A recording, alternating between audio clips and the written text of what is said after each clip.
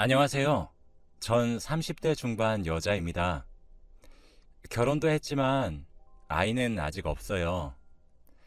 남편과 시댁에서 아이를 원해서 아직은 계획 중에 있습니다. 아직까지 아이를 가지지 않은 이유는 많이 망설여지기 때문이에요. 제가 좋은 엄마가 될 수 있을 거란 확신이 잘 들지 않거든요. 전 엄마와의 관계를 끊어낸 딸이기 때문입니다. 저는 수년 전에 친정과 인연을 끊었어요. 결혼과 동시에 말이죠.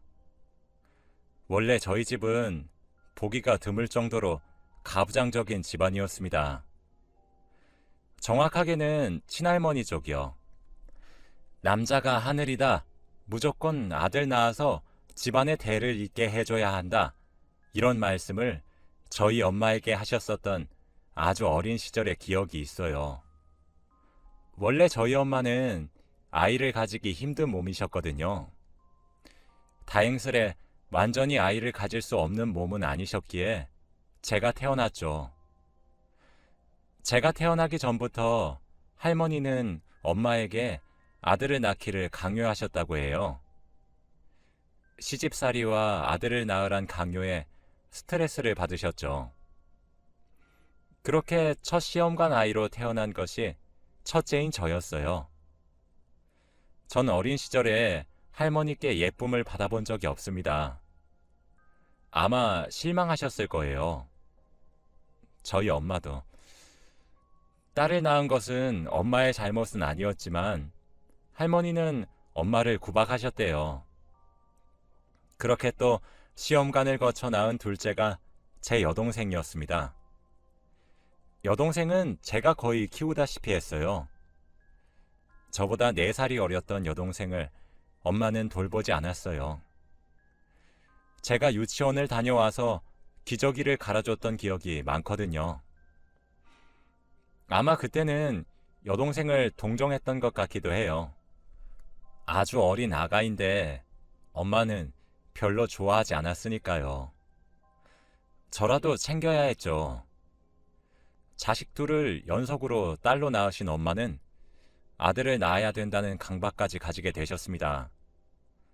어린 제게 언젠지는 정확히 기억나지 않지만 저와 여동생을 원망하시기도 했거든요. 저희 때문에 아들이 생기지 않은 거라며 아들로 태어나지 그랬냐며 울면서 화내고 소리 지르다가도 흠칫 놀라시면서 서둘러 사과를 건네시곤 했죠. 그때는 정말 저와 여동생의 죄인 줄 알았어요.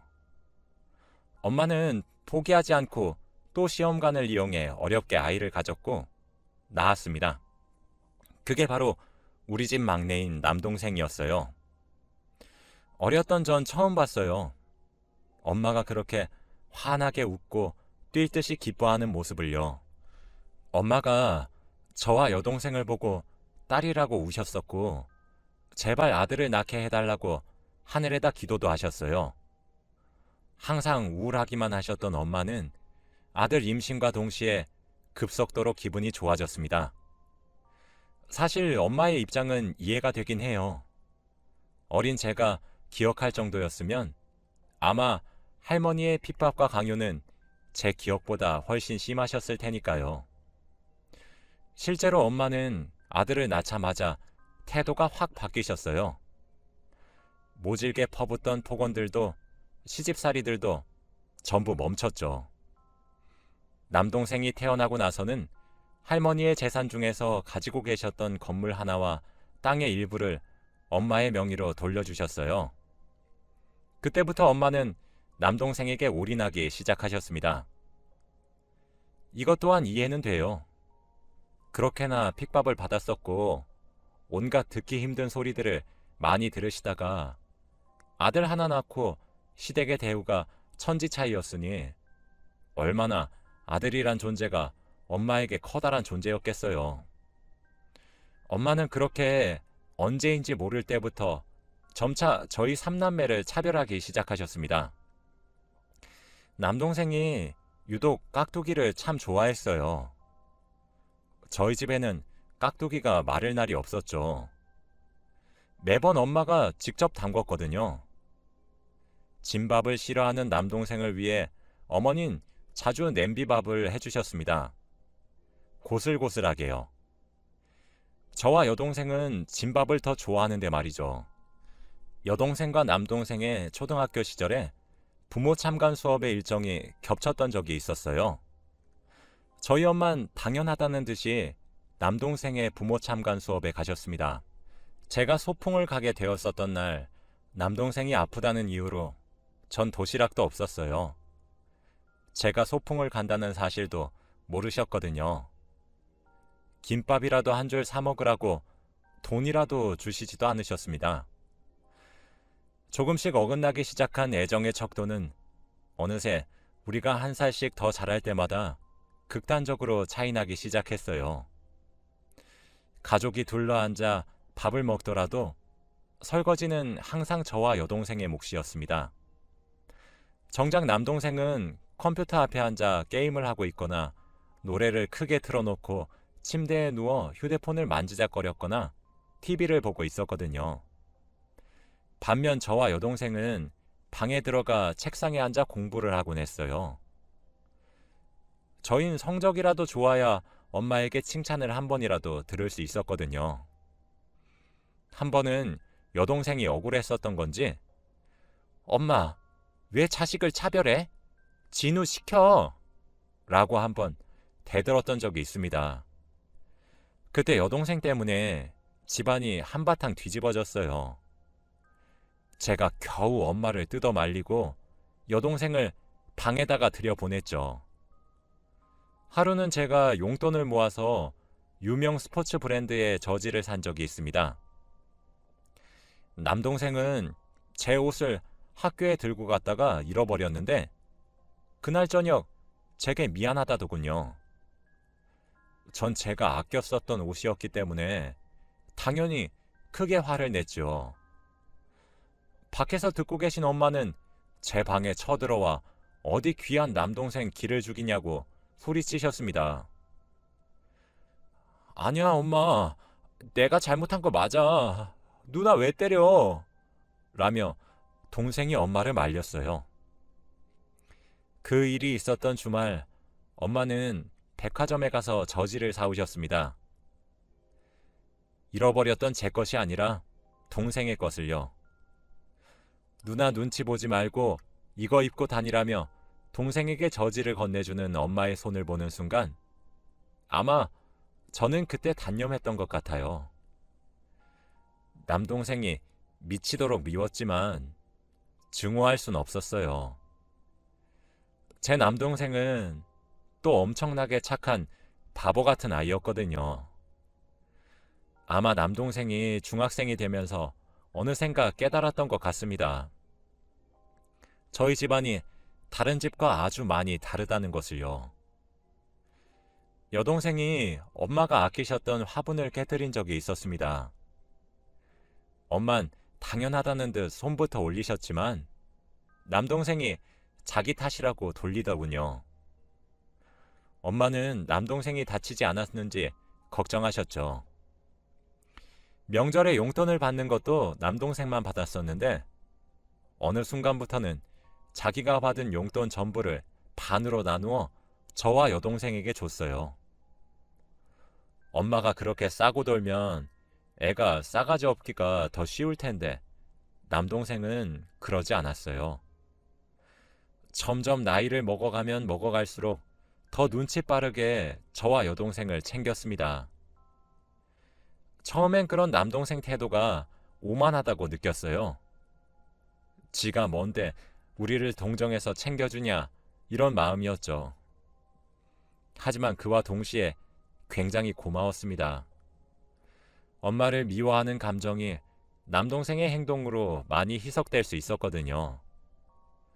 그래서 저희는 남녀 차별이 아주 컸었던 집이었지만 삼남매의 우애는 좋았던 그런 기이한 집안이었어요. 나중에 많은 시간이 흘러 저와 남동생 둘이서 술을 한 잔 먹어본 날이 있었어요. 그때 제가 물어봤습니다. 왜 나랑 여동생 잘못을 네 탓이라고 하면서 우리가 혼나지 않게 감싸주고 그랬냐면서 말이에요. 남동생이 그러더라고요. 친한 친구네 집에 간 적이 있었거든? 학생이었을 때? 근데 그냥 우리 집하고 분위기가 참 많이 다르구나 싶더라고. 솔직히 우리 엄마는 큰 누나, 작은 누나, 친구들이 오든 말든 내 친구들한테만 관심이 있었잖아. 근데 걔네 집은 그냥 평등하다는 생각이 진짜 많이 들었거든? 사실 나는 내가 그런 편애를 받았기 때문에 솔직하게 말하자면 몸은 되게 편했었어. 내가 편애를 받고 있다는 사실을 잘 알고 있긴 했었거든. 근데 걔네 집에 그런 공평한 분위기를 느껴보니까 참 그렇더라. 누구 하나 억울해하지도 않았고 무시를 당하지도 큰 소리가 나지도 않는 분위기를 보니까 뭔가 부끄럽더라고. 그렇게 처음엔 넘어갔지. 그런데 내 주위의 친구들 대부분이 다들 그렇게 살더라. 한 번은 내가 그렇게 쇼크 받았었던 집에 살았던 친구가 반대로 우리 집에 놀러 왔는데 그때 엄마가 작은 누나한테 엄청 막말을 했었어. 무슨 일인지 지금은 기억이 안 나지만.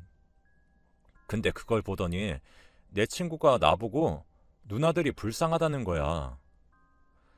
어린 아이라서 돌려 말하지 못했었던 것 같긴 한데 그래도 누나들이 불쌍하다는데 그때 뭔가 내 민낯이 드러난 느낌이었어. 지금 잘못되어 가고 있구나. 이런 게 확 느껴지더라고. 솔직히 누나들은 내가 많이 도와줬다고 하는데 내가 한 게 뭐가 있어. 모두 작고 사소한 말 한마디, 행동 하나 이런 것들 뿐인데. 처음엔 죄책감이나 좀 덜어보려고 누나들 도와줬는데 근데 그렇게 도와주면 도와줄수록 엄마가 나만 편애한다는 게 너무 뼈저리게 느껴지더라고. 그랬어. 나라도 누나들 편 되어주고 싶은 마음이었지. 라고 말해주며 씁쓸하게 웃더라고요. 동정에서 시작되었을지라도 저와 제 여동생을 감싸준 것은 사실이니 고마웠습니다. 전 항상 엄마에게 칭찬 한마디, 사랑 한 스푼이라도 더 받고 싶어서 정말 많은 노력을 했어요. 대회를 나가면 무조건 상을 타왔고 학창 시절에도 전교 10위권엔 무조건 들었죠. 대학교 들어가서도 나중에 졸업할 땐 수석으로 졸업했습니다.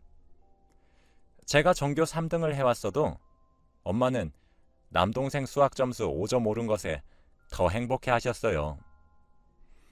제게는 언제쯤 웃어줄까 항상 기대하고 실망하고를 반복했죠. 그러던 시절에 지금의 남편을 만났습니다. 아주 어린 시절부터 심한 차별을 받아왔던 전 남편이 주는 사랑이 너무 과분하다고 생각했어요.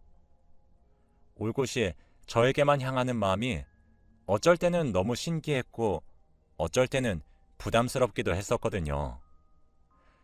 받아본 적 없는 사랑에 남편에게 모진 말도 참 많이 했었습니다. 고슴도치처럼 가시만 세우는 방법만 알았지 받은 사랑을 부풀려 돌려주는 방법은 제가 몰랐었으니까요.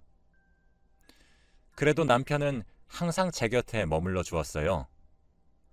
제가 서툴러 하고 있다는 것을 안다는 듯이 말이죠.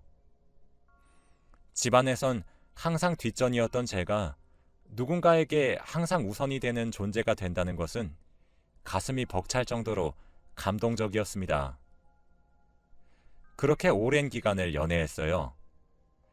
남편과 저는 서로가 서로에게 첫사랑입니다. 결혼을 약속하고 남편 부모님을 뵈러 가게 되었어요. 시부모님은 그 시절에도 참 따뜻하신 분이었죠. 제게 한없이 다정하기만 한 남편이 누굴 닮았나 했더니 시어머니와 시아버지의 좋은 부분만 골라서 닮았더라고요. 시댁에서는 허락을 받았지만 남편을 제 친정에 데려가는 것이 너무 싫었었습니다.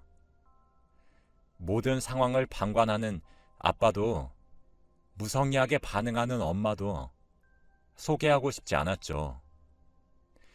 결혼을 앞두고서야 남편에게 실토했어요. 우리 집에 대한 모든 것을요.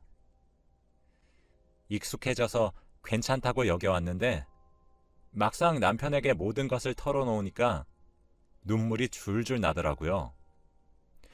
이런 제 얘기에 실망해서 결혼하기 싫어졌다고 해도 이해하겠다는 제 말에 남편은 여느 날과 다를 바 없이 다정하게 고생이 많았다고, 이제 나랑 결혼해서 화목하게 살자고, 우리 사이에 태어날 아이들은 그런 차별 없이 키울 자신이 있다며 사랑한다고 속삭여 주었습니다. 부모님께 남편을 소개했던 날 무성의하신 부모님의 태도에 전 더 이상 실망하지 않았어요. 기대한 것이 없어 실망할 것도 없었죠. 저는 제가 모아왔던 돈으로 결혼을 했어요. 부모님은 돈이 없어서 지원을 해주시지 못하겠다고 하셨거든요. 이해했어요. 그럴 줄 알았거든요. 그렇게 3년 뒤에 여동생이 결혼하게 되었습니다. 저와 마찬가지로 친정의 지원 없이 스스로 모은 돈으로 결혼했죠. 괜찮았습니다.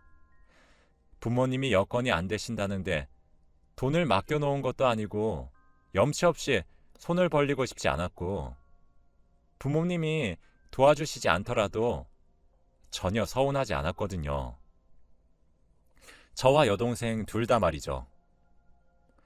그런 제가 친정과 인연을 끄는 이유는 남동생의 결혼 때문이었습니다. 엄마와 아빠가 너무 싫었지만 그래도 어쩔 수 없는 그런 애증 관계를 저와 여동생은 이어갔어요. 어쩌겠나요? 그래도 절 낳아주신 부모니까요. 그런데 남동생의 결혼 얘기가 오갈 때는 저와 여동생과 달리 모든 상황에 적극적이셨어요. 특히 엄마가 적극적이셨죠. 사위 사랑은 장모라던데 저희 남편이랑 제부는 사랑 한번 받아보지 못했는데 예비 올케가 될 사람에게는 뭐 하나 사주지를 못해 안달이셨고, 결혼 선물로 아무것도 받지 못했던 저희와 달리 남동생네 집에는 최고급 가전을 맞춰주시려고 하셨습니다. 결혼하고 나서 남자가 돈이 없으면 안 된다고 남동생 앞으로 목돈도 많이 주셨어요. 저흰 냉장고 하나, TV 하나, 그런 몇백만 원짜리 하나 받지 못했었는데 말입니다. 남동생이 눈치를 보기 시작했어요. 제 동생은 우리의 눈치가 얼마나 보였을까요? 미안해하는 마음이 너무 느껴졌습니다. 만나게 되면 미안하다는 듯 어깨가 처져 있는 모습이 안쓰러웠어요. 저는 괜찮았다고 생각했는데 기대하지 않아서 실망할 것도 없다고 생각을 했었는데 막상 눈앞에서 명확한 차별이 보이니까 서운했었나 봐요. 그때 저도 모르게 엄마에게 나랑 진영이 결혼할 적엔 돈 없다며, 우리가 결혼할 때는 수중에 돈이 없어 10원 한 장 보태주지 못했는데 이 돈들은 다 어디서 났길래 진우 결혼식에서는 이렇게 쑥쑥 목돈이 나와? 라고 톡 쏘아붙이듯 말했어요.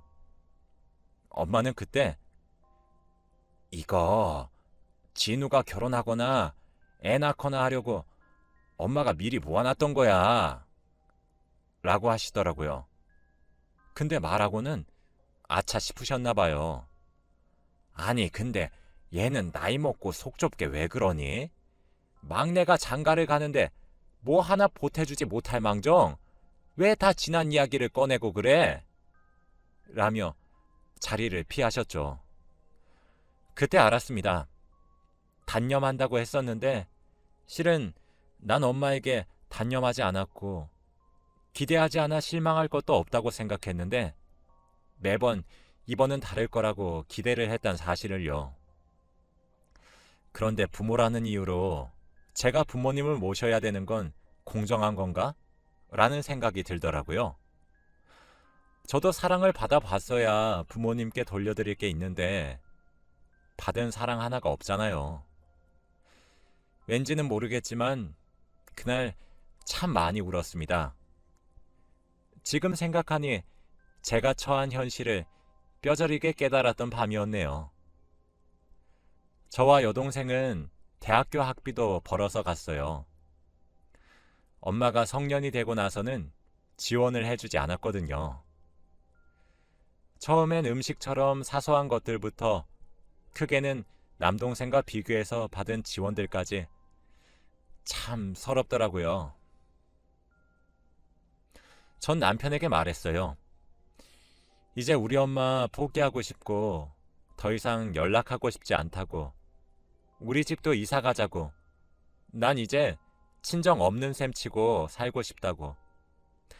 남편은 당황했지만 결국 제 말을 전부 들어주었습니다. 하나 있는 남동생의 결혼식은 망치고 싶지 않았기에 남동생의 결혼식까지만 참석하고 그 뒤로는 전화번호도 바꿨어요. 여동생도 저와 함께 일련의 일들을 같이 지켜봤으니 아마 저와 같은 마음이었겠죠. 그렇게 저희 두 딸은 친정을 마음속에서 지워버렸습니다.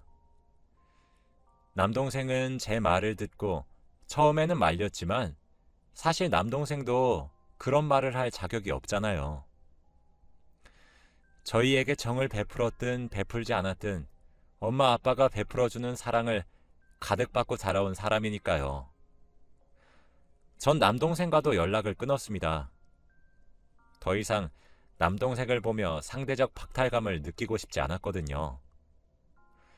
올케랑 잘 살고 만나지 말자고 했죠. 전 따뜻한 시부모님을 부모처럼 모시기로 했습니다. 항상 제 기분을, 안색을, 몸 상태를 먼저 살펴주시는 분이니까요. 맛있는 게 있으면 며느리 입에 먼저 넣어주시는 분들에게 사랑을 느끼는 건 어쩌면 당연하면서 쉬운 일이었어요.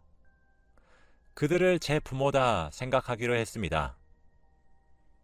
남편은 그 후로 한 번씩 친정과 슬슬 연락해보지 않을 거냐고 넌지시 물었지만 전 칼같이 쳐냈어요.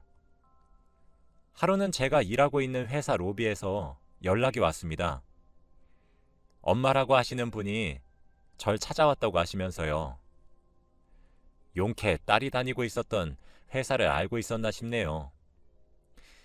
전 엄마가 없고 모르는 사람 같으니 돌려보내시라 했어요. 그런데 퇴근 시간까지 절 기다리시고 계시더군요. 잠시 얘기 좀 하자고 붙잡는 엄마의 모습이 처음이라 괜한 기대감이 다시 생겼습니다. 미안하다고 사과한다면 용서할 수 있을 것 같았죠. 엄마는 제가 이사 간 것도 모르셨어요. 자기 생일이 곧 다가오는데 연락이 한 통 없어 먼저 연락을 해봤대요. 그런데 없는 전화번호라고 나왔고 여동생에게도 전화했더니 없는 번호라고 나왔대요. 자기랑 인연을 끊으려고 하는 것이냐며 화가 나셔서 절 찾아오신 거였습니다. 전 그날 티끌처럼 남아있던 미련마저 다 날려버렸어요. 엄마, 이젠 저랑 진영이 찾지 마요. 우리 할 만큼 했잖아. 이제 그만 괴롭혀요. 엄마한텐 우리가 연락하지 않는 것이 갑작이겠지만 우리는 평생 엄마 아빠를 보기 싫었어. 지나가는 사람 붙잡고 물어봐요.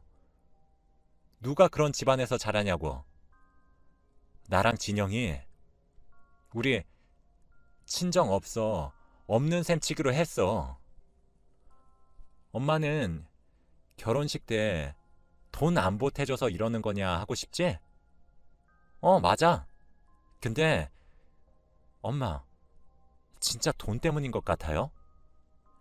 우리가 그깟 돈 때문에 정말 부모를 저버리는 것 같아요? 진우가 우리 동정할 때도 넘겼고 방관하는 아빠도 성의 없이 대하는 엄마 태도도 나랑 진영이는 참았어요. 진우한테 뭘 하나라도 시켰다가 돌아오는 온갖 모진 대우에도 그래도 엄마는 우릴 사랑하고 있을 거라는 기대 하나로 참았어요. 근데 나도 이제 결혼을 했잖아. 진영이도 남편이 있잖아. 우리도 이제 엄마랑 아빠 둘 다 필요 없어요. 그러니까 더 이상 이렇게 찾아오지도 연락하지도 마세요. 제가 정말 엄마의 딸이었다면 이런 식으로 무례하게 대하지 마요. 나는 얘기 좀 하자는 엄마 말에 잠시나마 사과를 기대했었던 내 자신이 미련하고 불쌍해 미쳐버릴 것 같으니까 그렇게 나랑 진영이를 막대했으면서 엄마도 이제 우리 없는 셈 치고 사세요. 좋아하는 진우 끌어안고 행복하게 사시라고요. 라고 쏘아붙인 후 자리에 일어나 집으로 돌아갔어요. 그날이 엄마와의 마지막 만남이었습니다. 그 후 지금까지 얼굴 한 번도 본 적이 없어요. 한 번씩 제부나 제 남편 쪽으로 연락이 오지만 아마 제 여동생은 부모님의 부고 소식을 제외하고는 찾아뵙지 않을 것 같습니다. 엄마는 이런 저희 둘을 보고 피도 눈물도 없는 인간이라고 하시네요. 전 이제서야 제 행복을 찾은 것 같아 행복한데 말이죠. 이젠 엄마가 진심으로 사과하는 날이 오더라도 거부할 수 있을 것 같습니다. 남편은 이제 슬슬 아이를 갖자고 하는데 이렇게 정서적인 학대를 받으며 자라온 제가 과연 아이를 낳아 정말 사랑을 듬뿍 주며 기를 수 있을지 요즘 들어서는 자신이 없어지네요. 할 수 있다는 남편과 여동생의 응원에 고민이 됩니다.